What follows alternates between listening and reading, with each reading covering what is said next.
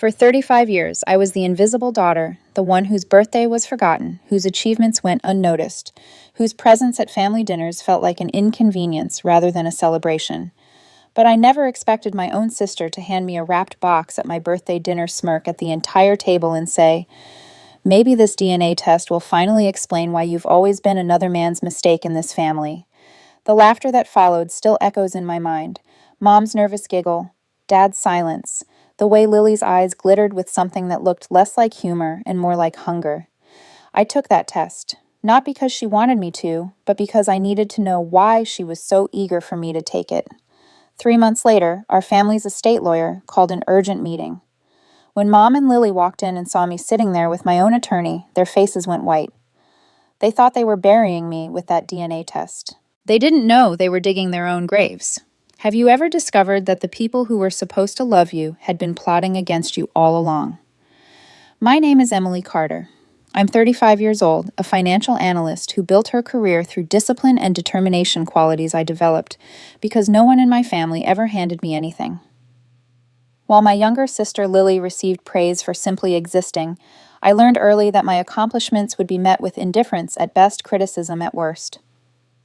The drive to my parents' house felt longer than usual that evening.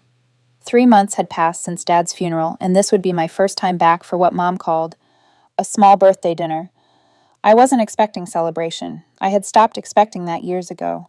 But something about Mom's voice on the phone had sounded strange, too bright, too casual, as if she were reading from a script someone else had written. When I walked through the front door, the first thing I noticed was laughter. Mom and Lily sat at the kitchen table flipping through a vacation brochure discussing beach resorts and spa packages. 3 months after burying their husband and father, they were planning tropical getaways. The grief that had consumed the funeral seemed to have evaporated entirely. I set down the bottle of wine I'd brought and kissed Mom on the cheek. She flinched slightly before recovering with a too-wide smile. Lily didn't bother getting up, just waved her fingers in my direction without looking away from the brochure. During dinner, I tried asking about the will reading. It had been 3 months, far longer than the usual timeline. Mom's fork stopped halfway to her mouth. "We're just not ready yet, sweetheart. Still grieving." She glanced at Lily, who smoothly redirected the conversation to her recent promotion at work. I watched them exchange looks throughout the meal. Quick, nervous glances that carried entire conversations I wasn't meant to understand. They were coordinating something. I was certain of it.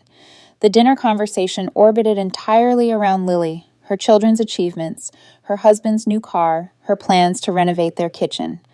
When Mom finally acknowledged my existence, it was with a single question. "Still at that same accounting firm?" Before I could answer, Lily interrupted with another story about herself. But tonight felt different from the usual neglect. Lily kept watching me with an expression I couldn't quite read, anticipation, perhaps, like a cat watching a mouse approach a trap. Mom drank more wine than I'd ever seen her consume, her eyes sliding away from mine whenever I tried to meet them. Then came the gift. Lily slid a wrapped box across the table, her lips curving into a smile that didn't reach her eyes. "Happy birthday, Emily." I thought this might help answer some questions you've probably had your whole life. Inside was a DNA testing kit. "Maybe this will finally explain why you've always been so different from the rest of us," Lily said, her voice dripping with mock sweetness. "Who knows what secrets are hiding in your genes? You should definitely send it in. Don't you want to know who you really are?" The table erupted in laughter, but I noticed Mom's hands trembling around her wine glass, her knuckles white against the stem. And Lily's joke had felt rehearsed, delivered with the precision of something practiced in front of a mirror. That night I couldn't sleep. I found myself in my old bedroom searching through boxes I hadn't touched in years. In the back of my closet, I discovered an envelope already opened, the contents carelessly stuffed back inside. The dust pattern around it had been disturbed recently. Inside was a photograph of me as a baby, held by a man I had never seen before. On the back, in my mother's handwriting, were 2 words, "Forgive me." I photographed everything with my phone. Then I picked up the DNA kit Lily had given me and made a decision. I would send it in, not because my sister wanted me to, but because I needed to understand why she was so eager for me to discover I wasn't really a Carter. Whatever trap Lily was setting, I intended to find it before it found me. I mailed the DNA test kit the very next morning. The company promised results within 4 to 6 weeks, so I used that time to do my own research. I started with the photograph, the unknown man holding baby me, my mother's plea for forgiveness written on the back. I scanned his face, searching for any resemblance to people my parents had known, but found nothing.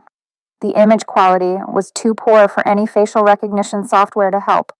So I waited and I watched and I paid attention to every nervous glance my mother sent my way during our brief phone calls. The results arrived on a Tuesday afternoon, exactly 5 weeks after I had sent my sample. I opened the email at my desk during lunch, expecting confirmation of what I had already begun to suspect. What I found was both simpler and more complicated than I had imagined. No biological relationship detected with the Carter family reference samples. The word sat on my screen like a verdict. I was not my father's daughter. The man who had raised me, who had paid for my education, who had looked at me with what I now realized was a complicated mixture of duty and distance he had known. He must have known. And he had kept me anyway, even if he had never quite managed to love me the way he loved Lily. But the report contained something else. The DNA database had identified a genetic match, a connection to the family of a man named Richard Hayes. The system suggested he could be a close biological relative, possibly a father or uncle. The name meant nothing to me, so I did what any analyst would do. I researched. Richard Hayes had been a successful entrepreneur who built his fortune in commercial real estate during the 1980s and 90s. He had died 5 years ago, leaving behind a substantial estate and no immediate family. But what caught my attention was an article from 34 years ago, buried deep in an archived business journal. The headline read, "Local Investor Saves Struggling Manufacturing Firm." The firm was Carter Industries, my father's company. Richard Hayes had provided the capital that kept my family's business alive during its darkest period, right around the time I was born. I sat back in my chair, my mind racing through the implications. My mother had an affair with the man who saved my father's business. I was the result. And somehow everyone had agreed to keep the secret for 35 years. But why would Lily want this exposed now? I decided to force the issue. That evening, I took a screenshot of my DNA results and sent it to our family group chat with a single question. Anyone want to explain this? The reactions came quickly, and they told me everything I needed to know. Mom called within minutes, her voice thick with tears. She begged me to delete the message to let this go, to understand that some secrets were buried for good reasons. She talked about how complicated things had been back then, how she had made mistakes, how Dad had forgiven her, and they had all moved forward as a family. She never once apologized to me. She never acknowledged that I had spent 35 years feeling like an outsider in my own home because of a lie she had told. But it was Lily's response that confirmed my suspicions. She didn't call. She sent a text message, and her words carried no shock, no confusion, no sisterly concern, just cold satisfaction. Well, now you know. I guess that changes things, doesn't it? She had expected this. She had wanted this. The DNA test wasn't a cruel joke, it was the first move in a game I didn't yet understand. I called her that night demanding answers. The conversation started tense and escalated quickly. Lily had always been skilled at deflection, at turning every accusation back on the accuser, but this time her mask slipped. When I accused her of planning this, of deliberately exposing the secret for some purpose I couldn't yet see, she lost control. "I have protected this family's secrets for 20 years, she screamed into the phone.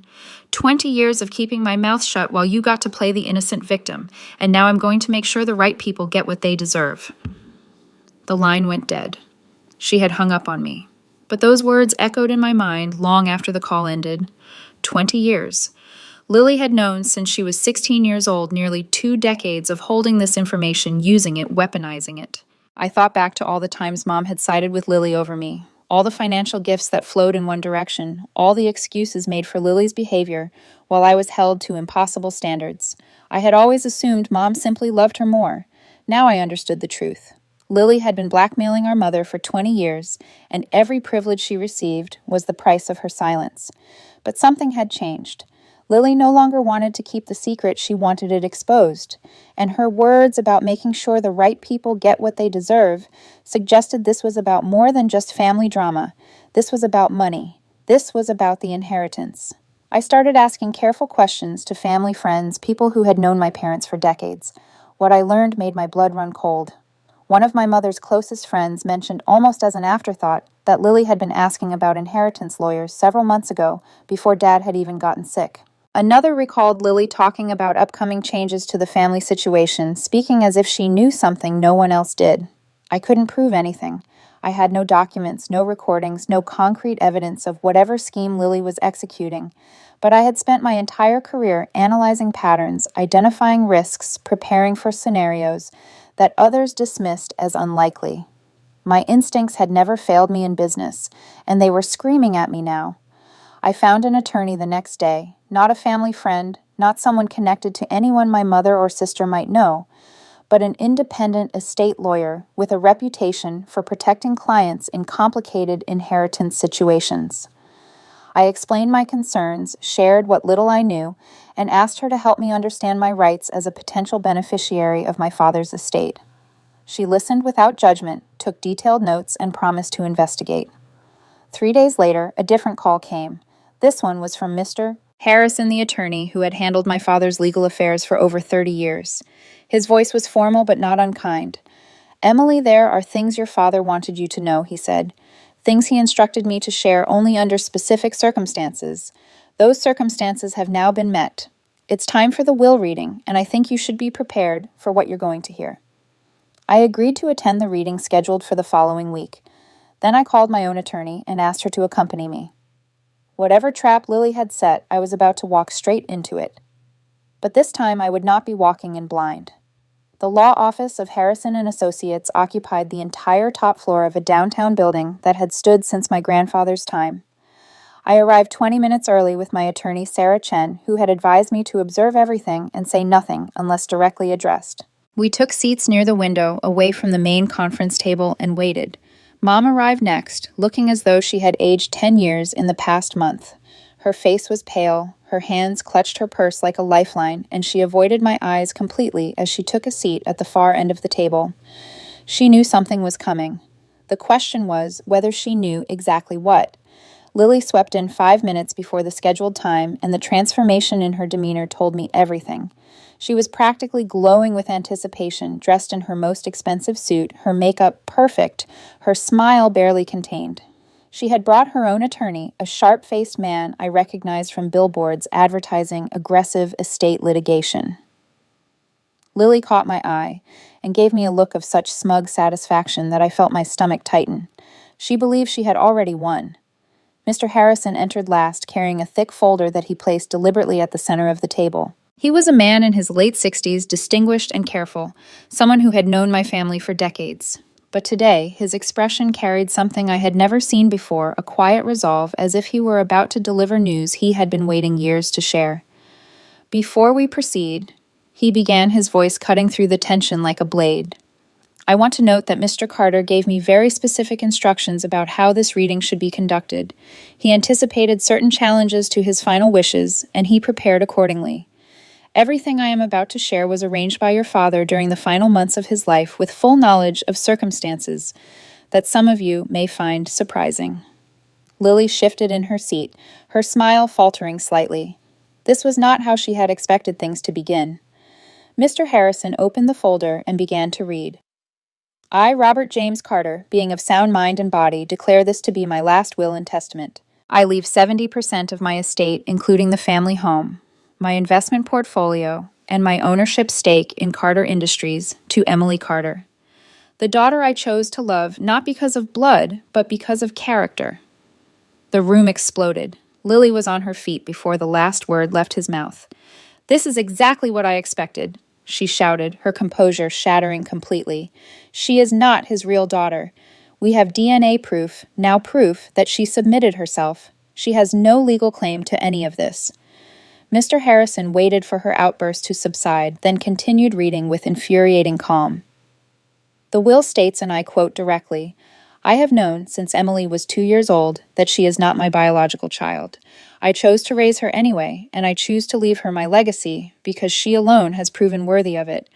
This decision was made with full knowledge of Emily's parentage and requires no further validation.'" Desum. The color drained from Lily's face so quickly I thought she might faint. Her entire strategy, the DNA test, the months of preparation, the careful exposure of my true parentage had just been rendered meaningless by a single paragraph. Dad had known. He had always known. And he had chosen me anyway. Mom began to cry softly, her shoulders shaking. But I could not tell if her tears were from grief relief or fear of what was still to come. Mr. Harrison was not finished. He reached into the folder and withdrew a thick stack of documents bound with a rubber band. 8 months before his death, Mr. Carter hired a private investigator. He did so after Lily began pressuring him to modify his will in her favor. The investigator was instructed to document any activities that might indicate an attempt to manipulate the estate distribution. He slid the documents across the table toward Lily, who stared at them as if they might bite her.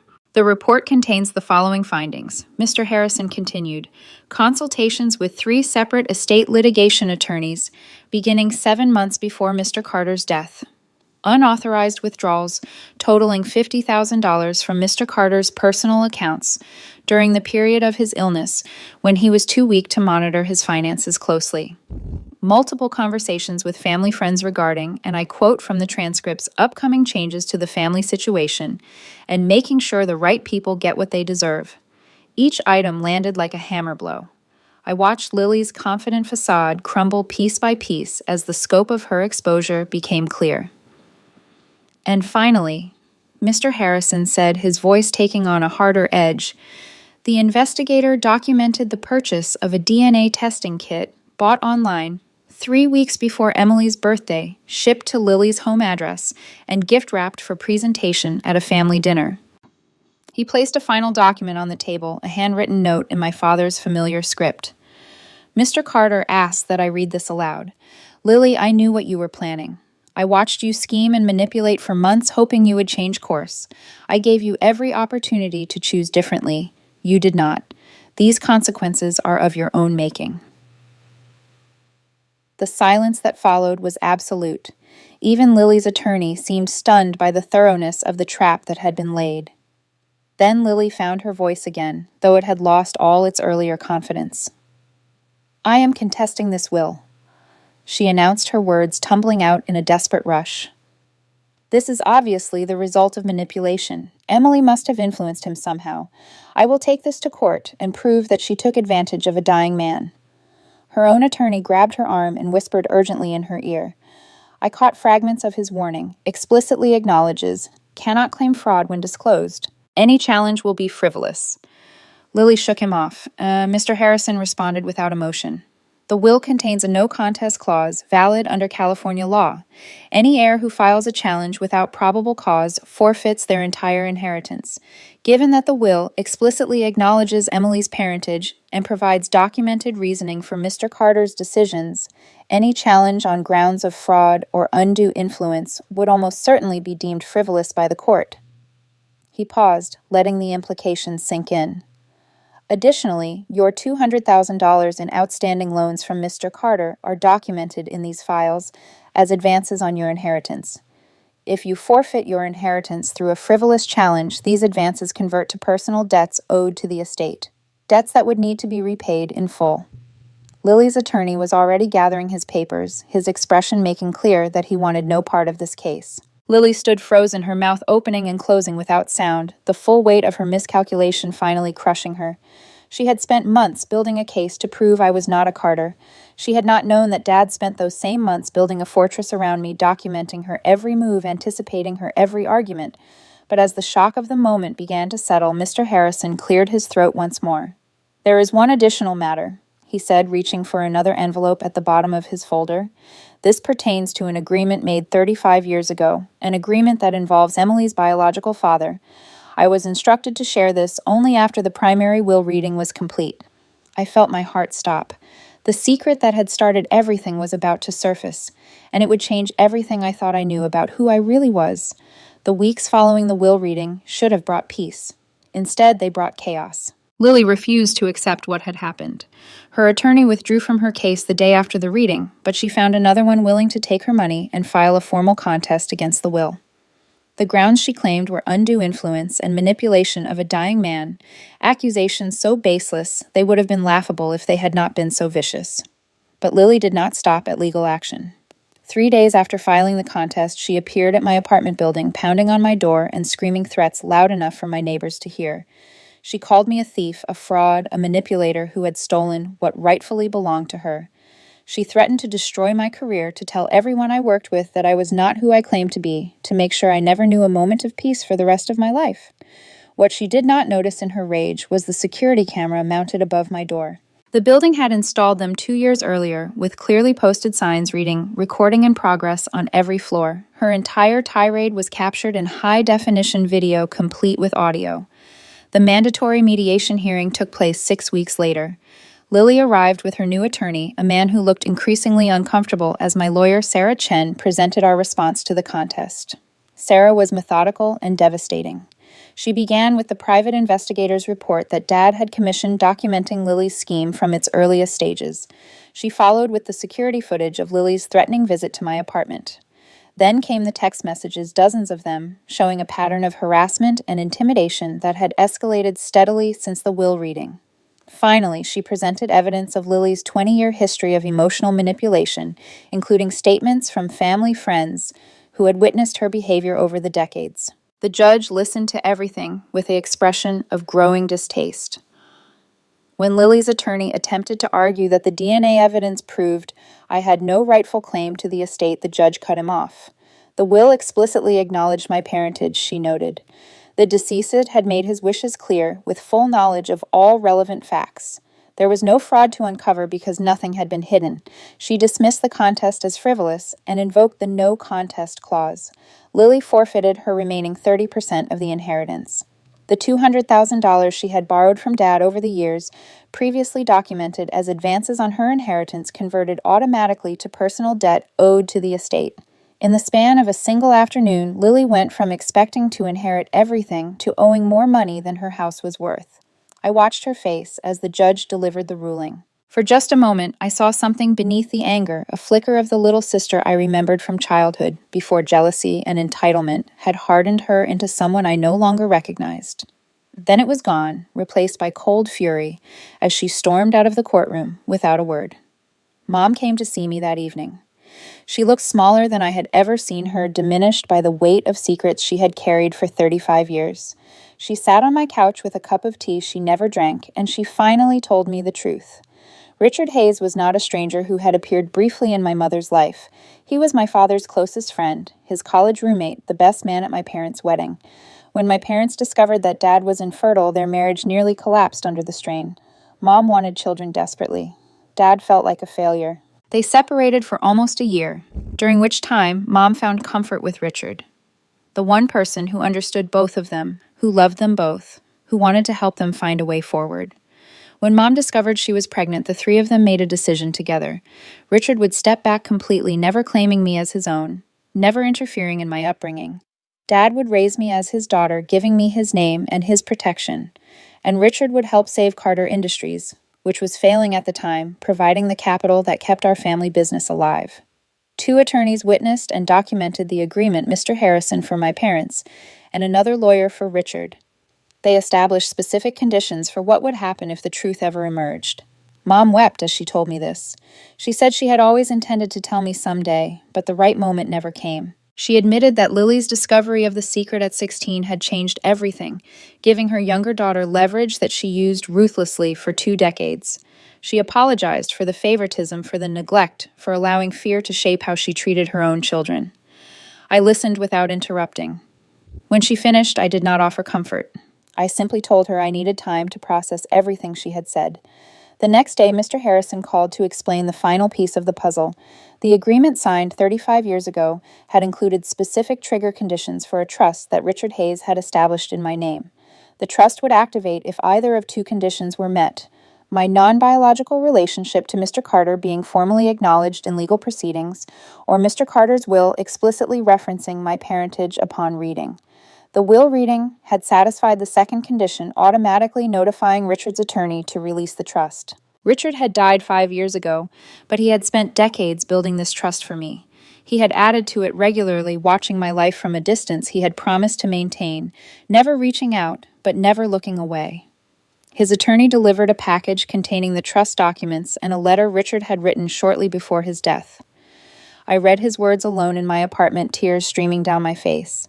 He wrote that he could not be my father in life because he had made a promise, and he was a man who kept his promises. But he had watched me from afar, seen my graduations, tracked my career, observed how I was treated by the family he had helped create. He saw how I struggled, how I was overlooked, how I built myself into someone strong, despite receiving so little support. His letter said, "This was not guilt. This was pride. I was his greatest accomplishment, even though I never knew he existed."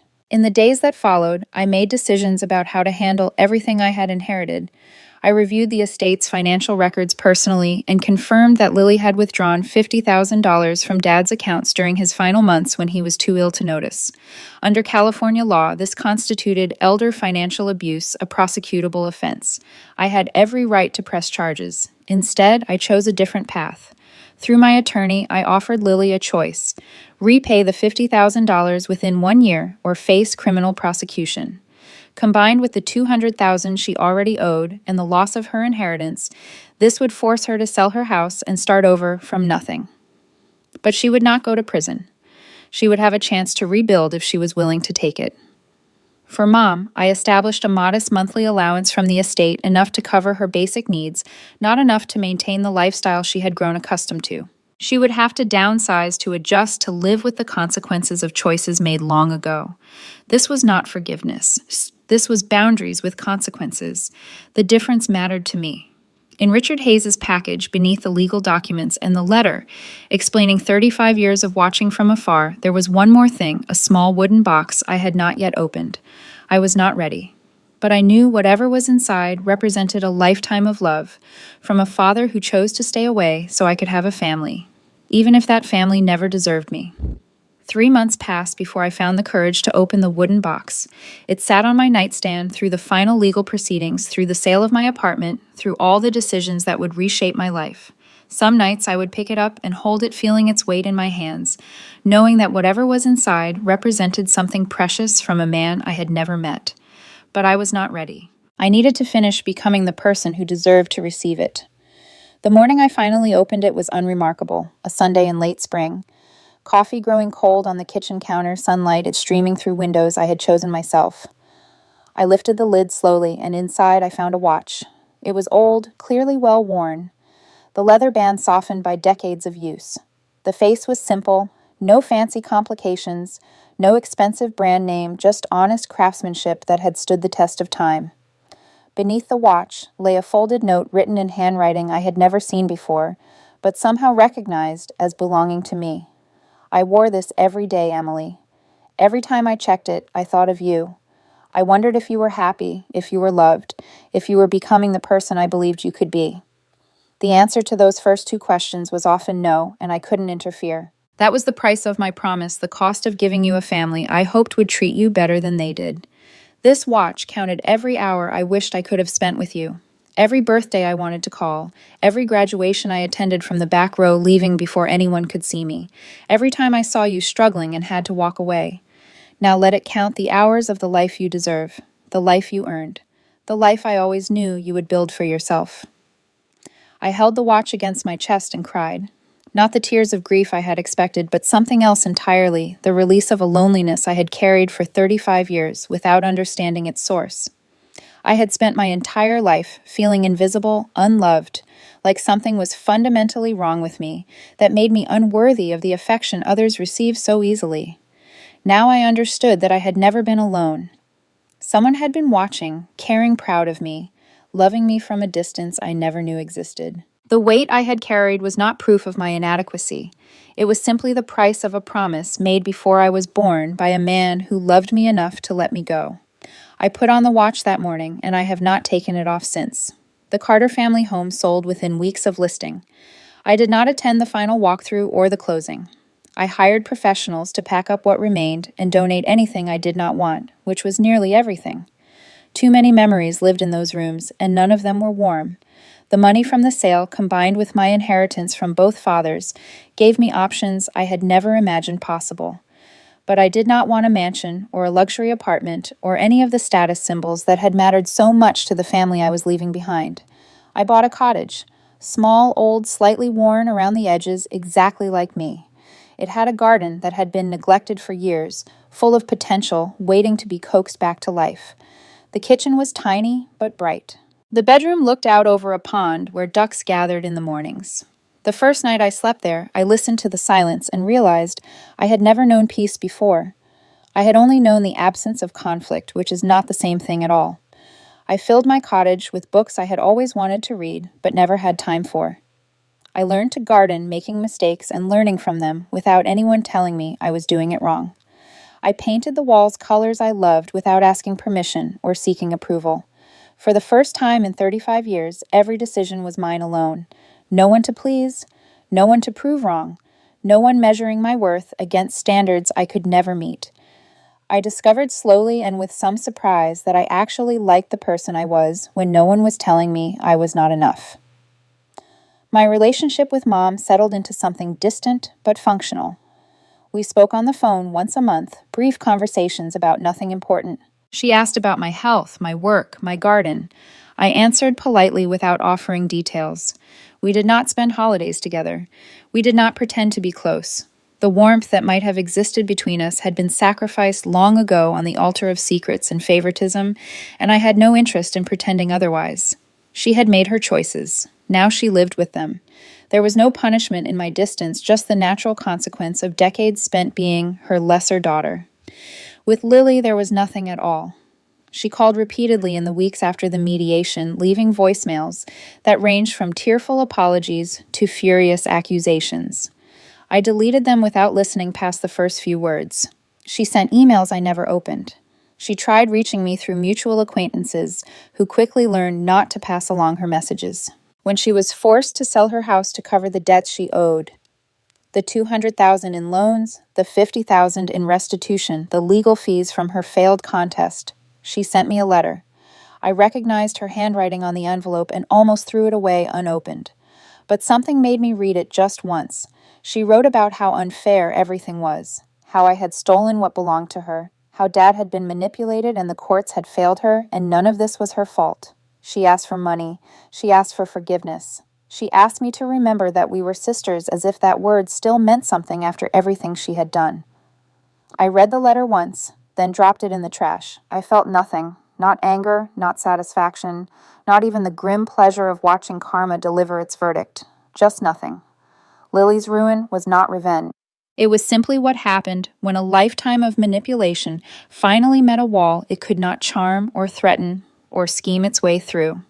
She had built her own trap and walked into it willingly. I owed her nothing, not even the energy of hatred.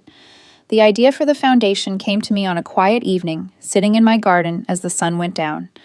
I thought about all the children growing up right now in homes like the one I had survived, the unfavored ones, the overlooked ones, the ones whose worth was measured against siblings who could do no wrong. I thought about how different my life might have been if someone had reached out, offered help, told me that the way I was treated was not my fault and not my destiny.